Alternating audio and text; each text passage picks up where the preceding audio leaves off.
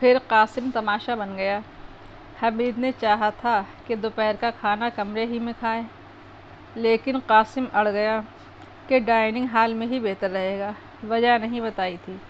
یہ کیسے کہتا کہ یہاں آس پاس کئی شوق اور چمکیلے رنگ لہریں لے رہے ہیں۔ حمید اسی وعدے پر اسے اپنے ساتھ رام گڑھ لایا تھا کہ وہ رنگین لہروں کے چکر میں پڑ کر حماقتیں نہیں کرے گا۔ قاسم نے خوب منہ پیٹا تھا اور عہد کیا تھا کہ ایسا ہی ہوگا۔ اس نے کہا تھا، حمید بھائی، میں کچھ بھی چاہتا ہوں کہ بالکل شریف ہو جاؤں، مگر نہ جانے کیوں۔ بات آگے نہیں بڑھی تھی اور حمید اسے ساتھ لانے پر آمادہ ہو گیا تھا۔ فریدی بھی ان دنوں شہر میں موجود نہیں تھا، اس لیے حمید کو 1 ماہ کی رخصت حاصل کر لینے میں دشواری نہیں پیش آئی تھی۔ خیال تھا کہ کچھ دن سکون کے ساتھ رام گڑھ میں گزارے جائیں۔ پھر شامت ہی تو تھی کہ اس بلا کو ساتھ لایا تھا، مگر وہ کیا کرتا؟ یہ بلا ایسی نہیں تھی کہ انکار سے ٹل جاتی۔ حمید اسے پکڑ کر کسی صندوق میں تو بند کر نہیں سکتا تھا، اپنے ساتھ نہ لاتا، لیکن کیا کرتا؟ اس سے گلہ خلوصی ہو جاتی۔ پہلے بھی اکثر قاسم اس کا تعاقب کر چکا تھا، اس بار وہ پھر کرتا اور ٹھیک اسی ہوٹل میں پہنچ کر دم لیتا جہاں حمید نے قیام کیا تھا۔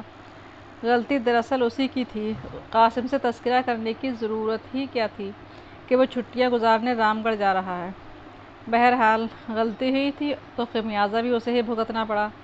ادھر قاسم نے بکرے کی مسلم رام ادھیڑنی شروع کی اور ادھر لوگوں کی نظریں اٹھنے لگیں۔ پرانی کہانیوں کا دیو پیکر بکرے کی بھنی ہوئی ران سے شغل کر رہا تھا، وہ بھی اس انداز سے جیسے کسی ویرانے میں بیٹھا ہو، آس پاس کے ماحول سے بے خبر۔ حالانکہ یہاں بیٹھ کر کھانا کھانے کا محرک بھی ماحول ہی ہوا تھا، لیکن کھانا آ جانے پر کہاں کا ماحول اور کہاں کی رنگین لہریں۔ جس طرح مار کے آگے بھوت بھاگتا ہے، اسی طرح قاسم پیٹ کے پیچھے بھاگنے میں اپنا جواب نہیں رکھتا تھا۔ کھاتے وقت اگر اندر کے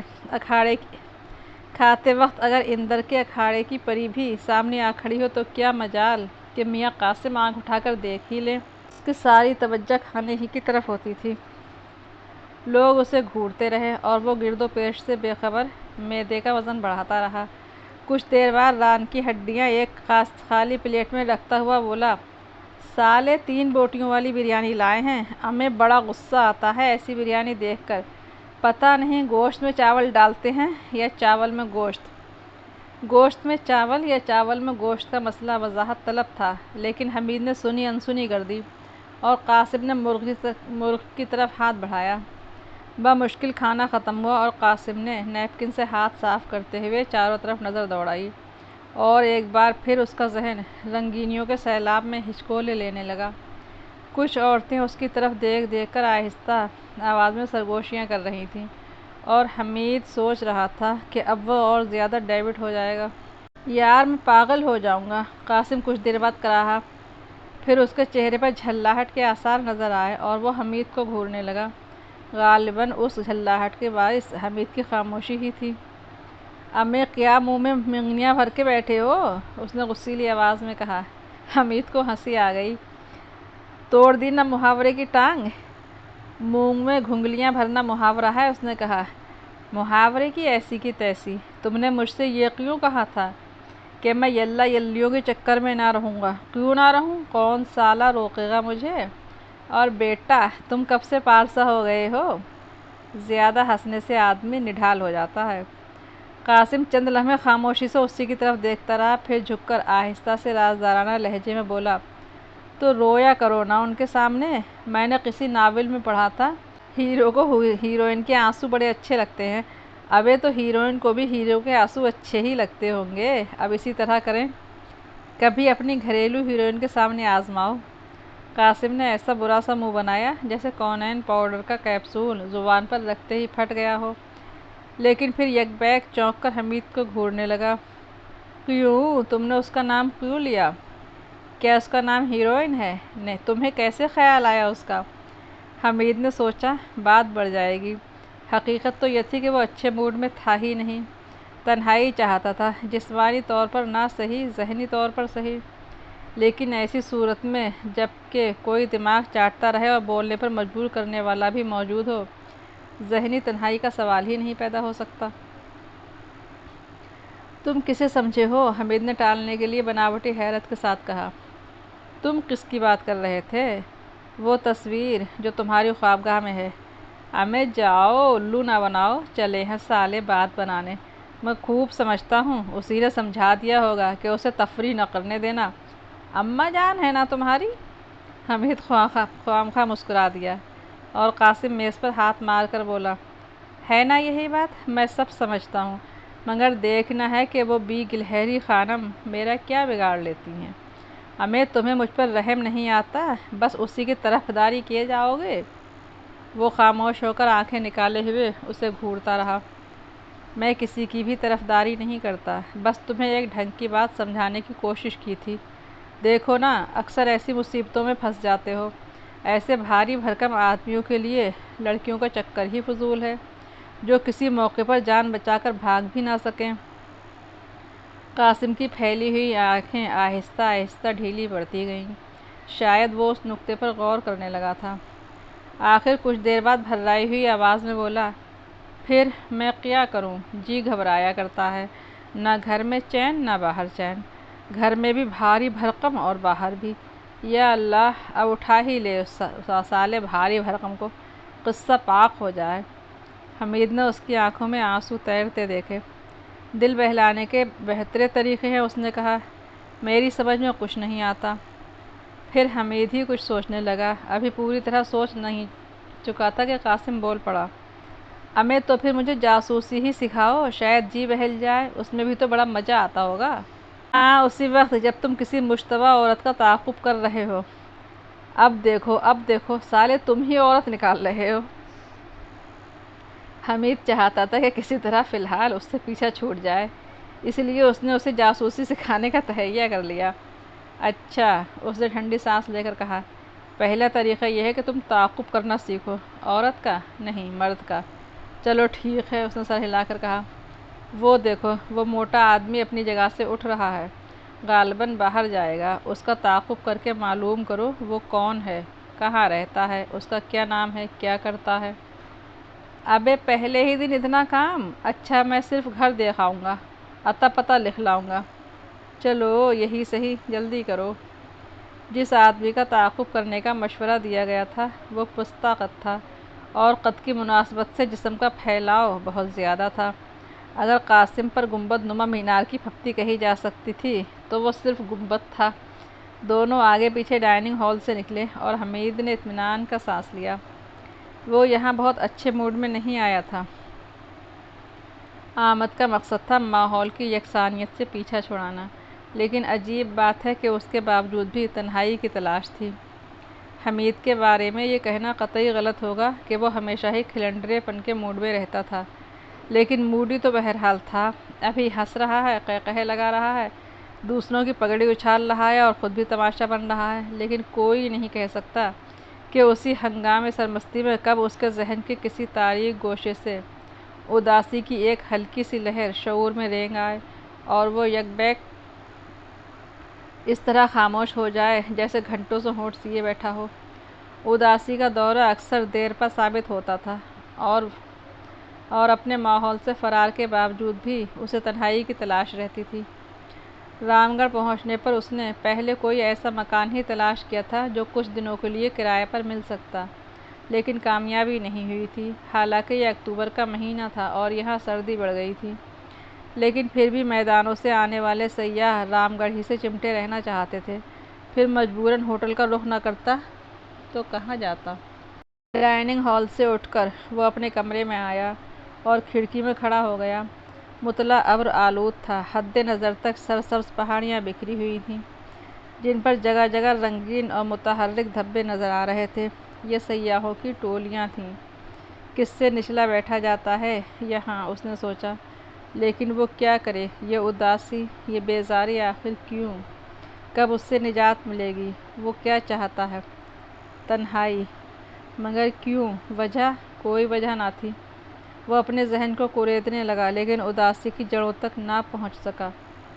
اس مسئلے سے الجھنا کوئی نئی بات نہ تھی۔ اس پر جب بھی اداسی کا دورہ پڑتا وہ اپنے ذہن کو کریدے بغیر نہ چھیڑتا، لیکن آج تک اس اداسی کی وجہ نہیں دریافت کر سکا تھا۔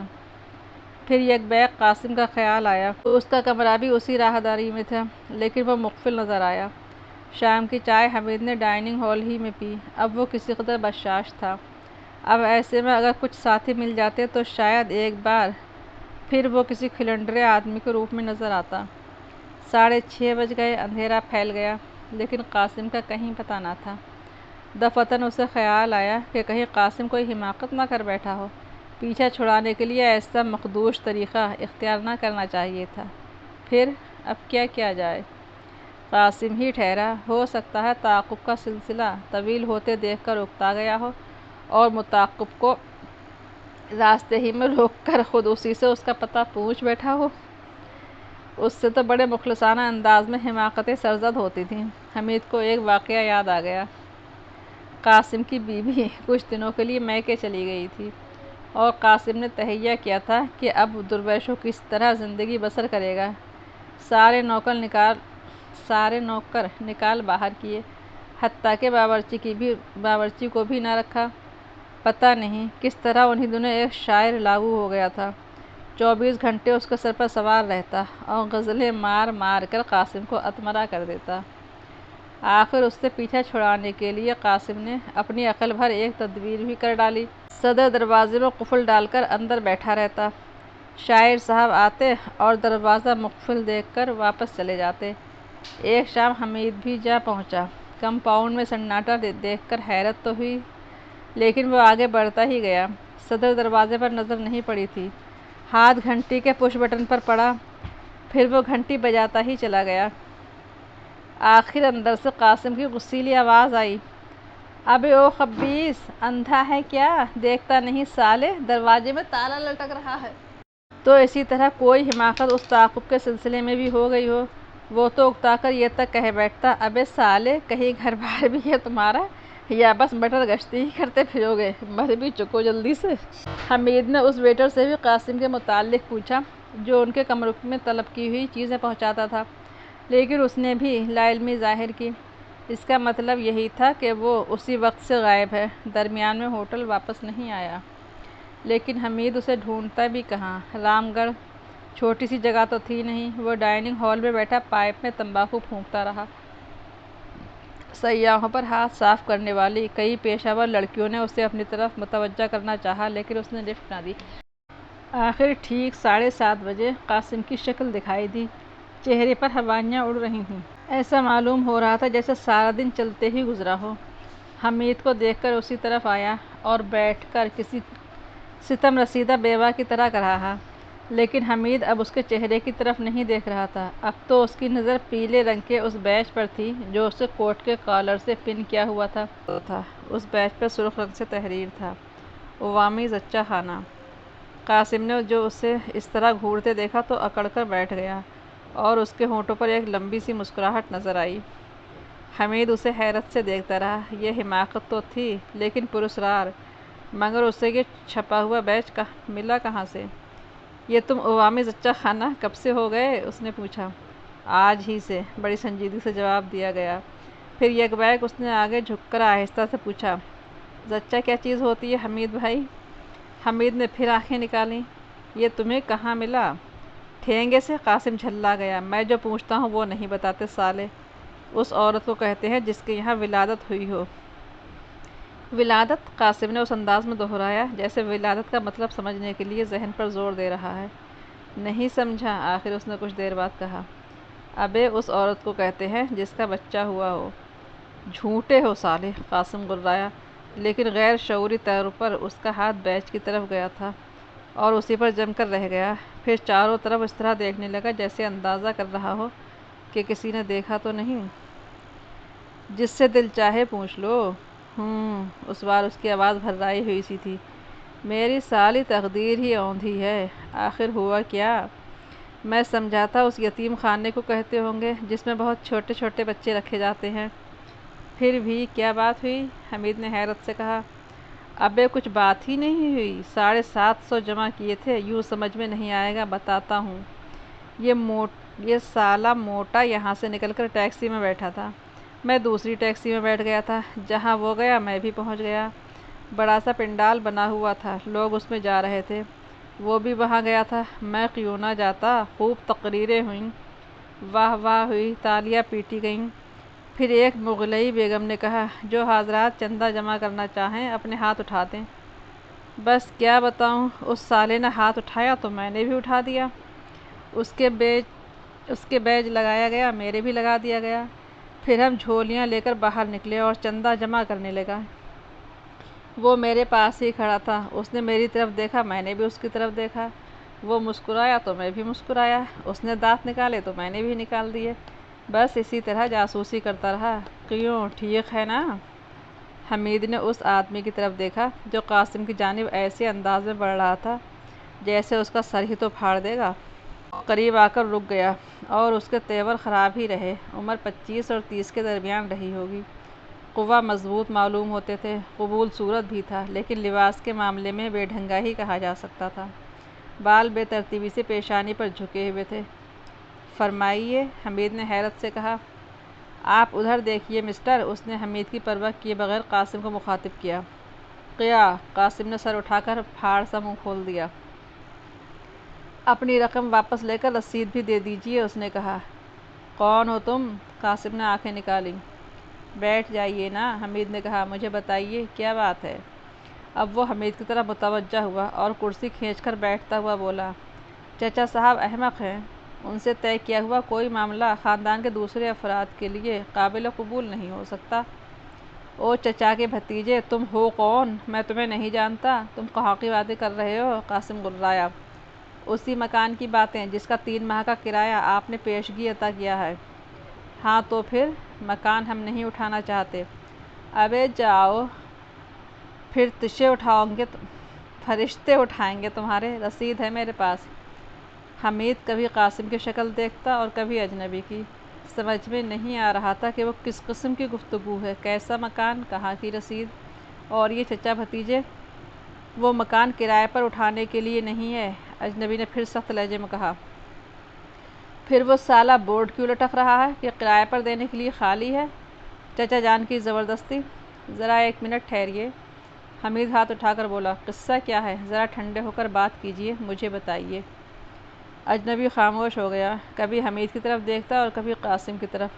قاسم کی آنکھیں اب بھی ابلی پڑ رہی تھیں، اور عوامی زچہ خانہ کا بیچ پھر دوسروں کو دعوت نظارہ دینے لگا۔ اسے نکالو، حمید نے جھلائے ہوئے لہجے میں کہا۔ اوں اوں اوں، قاسم نے چونک کر اسے پھر ہاتھوں سے چھپا لیا۔ لیکن اب حمید اجنبی کی طرف جواب طلب نظروں سے دیکھ رہا تھا۔ چچا صاحب جھکی ہیں، اجنبی نے کہا۔ مجھے ان سے ملنے کا شرف نہیں ہو سکا، حمید بولا۔ میں سرے سے جانتا ہی نہیں کہ یہ کس مکان کا تذکرہ ہے اور یہ حضرت کیا کر کے آئے ہیں۔ امیں تم خود حضرت، قاسم نے پھر آنکھیں نکالیں، لیکن حمید اس کی طرف متوجہ نہیں ہوا۔ اجنبی بولا، چچا صاحب کا مکان کا ایک حصہ آسیب زدہ ہے، اس لیے اسے خالی کر دیا گیا ہے، عرصے سے خالی پڑا ہے۔ چچا صاحب کی ضد ہے کہ خالی پڑے رہنے سے کیا فائدہ، اپنی ضد کے پکے بھی ہیں، اسی لیے براہ راست مخالفت نہیں کی جا سکتی۔ انہوں نے اس پر کرائے پر اٹھانے کا بورڈ بھی لٹکا رکھا ہے۔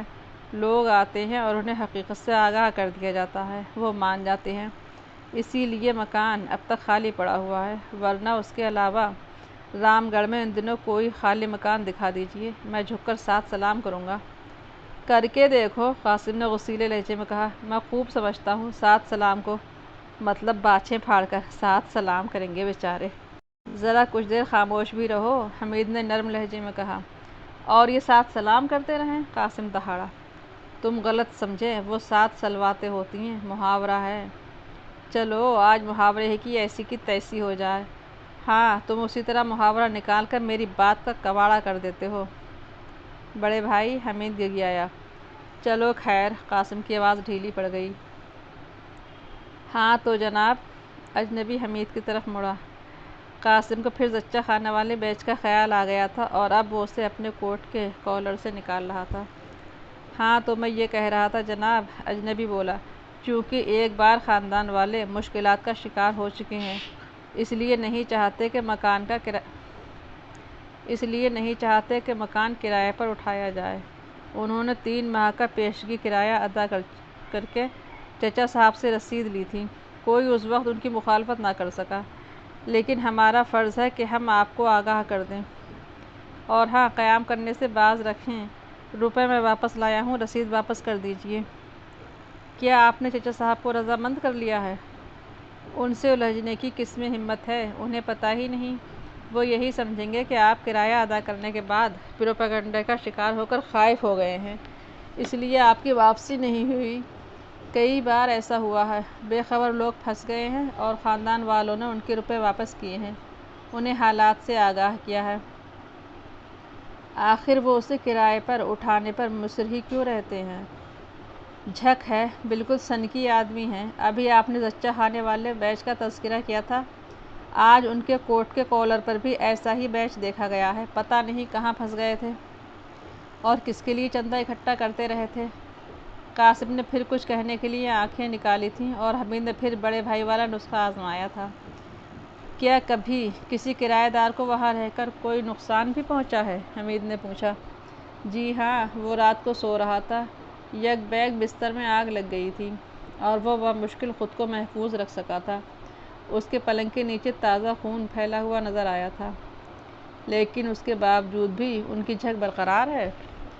اس نے برا سا منہ بنا کر کہا، جی ہاں، کہیں سے ایک عامل پکڑ لائے تھے جس نے کچھ پڑھا لکھا تھا اور خاصی بڑی رقم اینٹھ کر انہیں یقین دلا دیا تھا کہ بھوت بھاگ گئے ہیں، لیکن گھر والے اب بھی راتوں کو وہاں عجیب قسم کی روشنیاں دیکھتے رہے ہیں، آوازیں سنتے رہے ہیں۔ ویسے خود چچا صاحب مصر ہیں کہ سب بکواس ہے، وہم ہے۔ بڑی عجیب بات ہے۔ میں کہتا ہوں آپ خود سوچیے کہ اس سیزن میں بھی وہ خالی پڑا رہا ہے، جبکہ رام گڑھ میں کہیں تل رکھنے کی جگہ نہیں رہی۔ ٹھینگے سے قاسم بول پڑا، ہم دیکھیں گے کیسے بھوت ہیں۔ ارے میاں، برف کے بھوت! بڑے بھائی، حمید جلدی سے بول پڑا، تم خود بڑے بھائی، میں کچھ نہیں سنوں گا، ابھی سامان اٹھا کر وہیں لے جاؤں گا، رسید ہے میرے پاس۔ مر گئے روکنے والے؟ جی ہاں۔ اگر آپ نے ضد کی تو بھگتیں گے۔ آپ کا لہجہ بہت خراب ہے جناب، حمید نے کہا۔ اس قسم کا لہجہ ہم اس وقت اختیار کر سکتے ہیں جب آپ نے ہمیں دھوکہ دے کر ایسا کوئی مکان ہمارے گلے لگایا ہوتا۔ آپ ان کے لہجے کو بھی تو دیکھیے، بڑی شرافت سے پیش آ رہا ہوں، ہاں، ورنہ میں تو، قاسم نے سر ہلا کر کہا۔ دیکھیے، حمید ہاتھ اٹھا کر قاسم کو خاموش کراتا ہوا اجنبی سے بولا، کرایہ ادا کر کے یہ رسید لے چکے ہیں، رسید کا مطلب ہے 3 ماہ کا معاہدہ، رقم پیشگی لے لی گئی ہے۔ فرض کیجیے ہم کسی مجبوری کی بنا پر مکان میں نہ رہ سکتے۔ ٹھہریے، بھوتوں والا معاملہ فی الحال الگ ہی رکھیے، میں ایک عام بات کہہ رہا ہوں، ایسی صورت میں کیا ہم پیشگی ادا کی ہوئی رقم واپس مل جاتی؟ ایسی صورت میں کیا ہمیں پیشگی ادا کی ہوئی رقم واپس مل جاتی؟ اسے چھوڑیے، وہ دوسری بات ہے۔ قطعی دوسری بات نہیں ہے۔ آپ کے چچا صاحب نے 3 ماہ کا کرایہ پیشگی اسی لیے وصول کیا ہے کہ ہم ہر حال میں پابند ہو جائیں۔ انہوں نے بھوتوں والی کہانی بتائی تو نہیں تھی، رقم پہلے وصول کر لی تاکہ اگر بعد کو بھوتوں والی کہانی سن کر ہم بھاگے بھی تو اس رقم کی واپسی کا مطالبہ نہ کر سکیں۔ چلیے یوں ہی صحیح، مگر میں رقم واپس تو کر رہا ہوں۔ کتنی رقم تھی؟ حمید نے قاسم سے پوچھا۔ 900 روپے، قاسم نے جواب دیا۔ میں لایا ہوں، اجنبی جیب پر ہاتھ رکھ کر بولا۔ اسے 10 سے ضرب دے دیجیے، حمید اس کی آنکھوں میں دیکھتا ہوا مسکرایا۔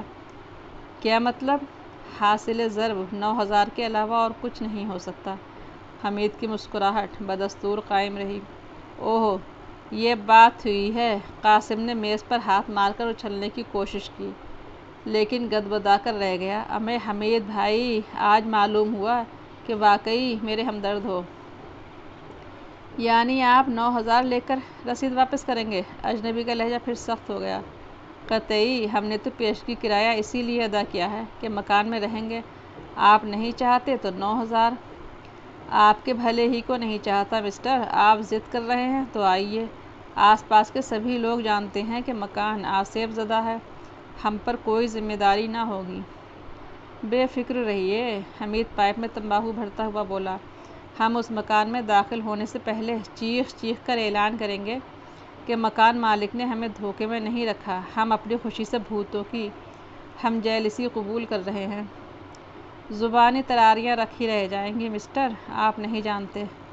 حمید نے لاپرواہی سے شانوں کو جنبش دی۔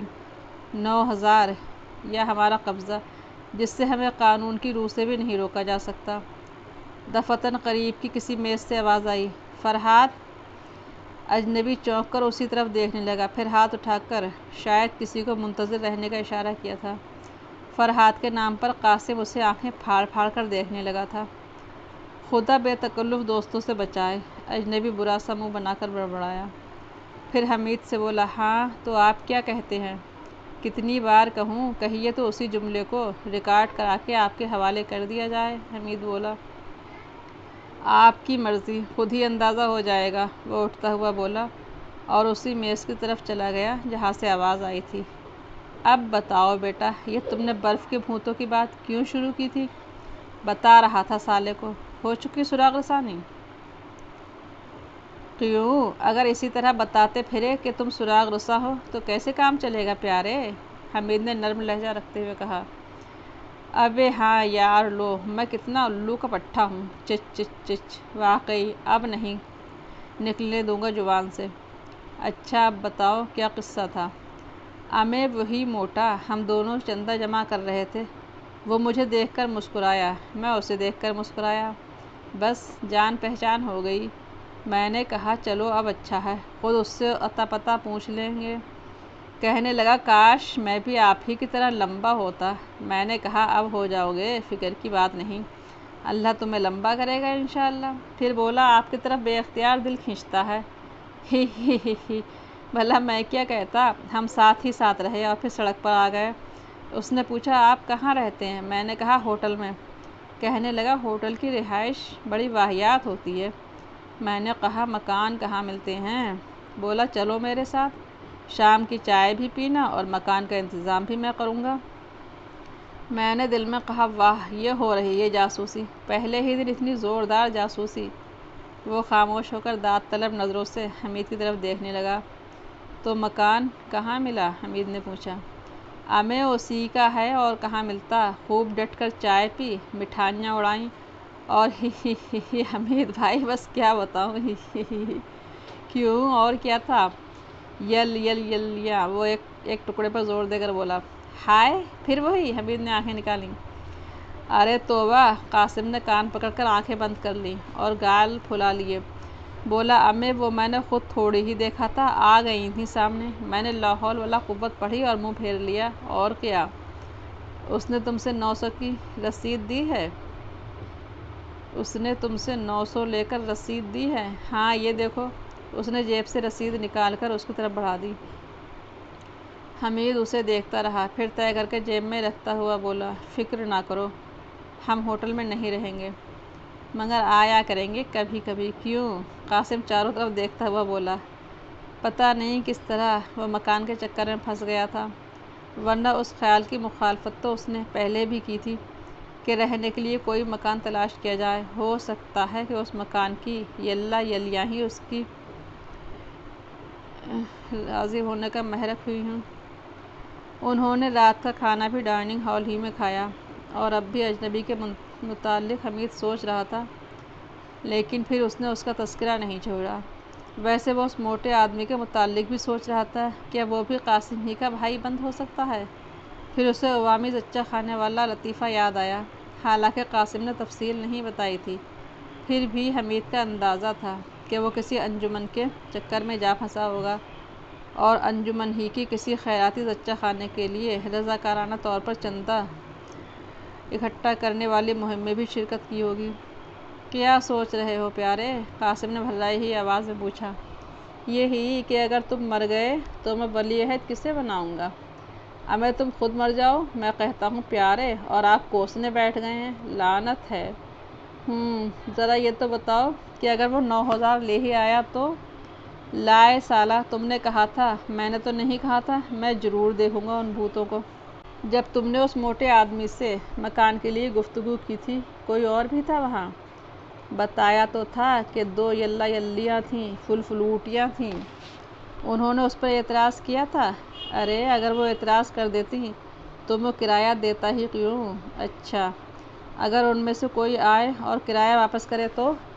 واپس لے لوں گا، قاسم نے بڑے خلوص سے کہا۔ نتھو حلوائی کو ایک بار کہتے سنا تھا کہ جورو کے علاوہ اور ہر عورت کا کہنا ماننا چاہیے۔ ٹھیک ہی کہتا ہے سالہ، کیوں؟ حمید کسی سوچ میں پڑ گیا۔ نکل رہی ہے نا جاسوسی؟ قاسم ہنسنے لگا۔ ضرور نکلے گی، نہ نکلے گی تو تمہارا کھانا کیسے ہضم ہوگا؟ ہشت، اب تم بھی جاسوس ہو، ایسی باتیں نہ کرو، حمید نے کہا۔ ارے ہاں مگر یار یہ خالی خولی جاسوسی، قاسم نے کچھ سوچتے ہوئے کہا۔ نہ سگار، نہ پائپ، نہ سگریٹ۔ ضروری نہیں ہے، حمید نے کہا، پھر چونک کر اس آدمی کی طرف مڑا جو اس کی پشت پر رکا تھا اور مضحکانہ انداز میں اس کی آنکھوں میں دیکھ رہا تھا۔ فرمائیے، حمید نے نتنے پھلائے۔ اجازت ہو تو 2 منٹ برباد کر دوں، اس نے کہا۔ تشریف رکھیے۔ فرحات کی بات مذاق نہ سمجھیے، اس نے بیٹھتے ہوئے کہا۔ شیری سے مشورہ کیے بغیر میں کچھ نہیں کہہ سکتا، حمید نے سنجیدگی سے جواب دیا۔ آنے والا ہنسنے لگا، پھر بولا، اوہ شاید آپ، ظاہر ہے آپ شاید باہر سے آئے ہیں۔ فرحات سے مراد وہ آدمی ہے جو ابھی کچھ دیر پہلے آپ کے پاس بیٹھا ہوا تھا۔ وہ فرحاد؟ لا حول ولا قوت، میں تو انہیں کلوپترا کا کزن سمجھتا رہا تھا۔ وہ یہاں سے اٹھ کر میری ٹیبل پر گیا تھا۔ آپ غلطی پر ہیں، مکان حقیقتاً آسیاب زدہ ہے، آپ اس خاندان کے لوگوں کو بھی مشکلات میں ڈالیں گے۔ امے جاؤ، قاسم نے ہاتھ ہلا کر کہا۔ چلے ہی آ رہے ہیں بھوتوں کے رشتہ دار۔ کون ہیں وہ سالے بھوت تمہارے؟ تمہیں کیوں تکلیف ہو رہی ہے؟ خدا رحم کرے آپ لوگوں کے حال پر، مجھے کیا؟ وہ اٹھتا ہوا بولا اور ایک طرف چلا گیا۔ وہ دونوں خاموش بیٹھے ایک دوسرے کی شکلیں دیکھتے رہے۔ پھر حمید نے کہا، میرا خیال ہے کہ وہ 9,000 ضرور لائے گا۔ اب تو 90,000 پر بھی نہیں مانوں گا۔ ہاں، قاسم آنکھیں نکال کر بولا۔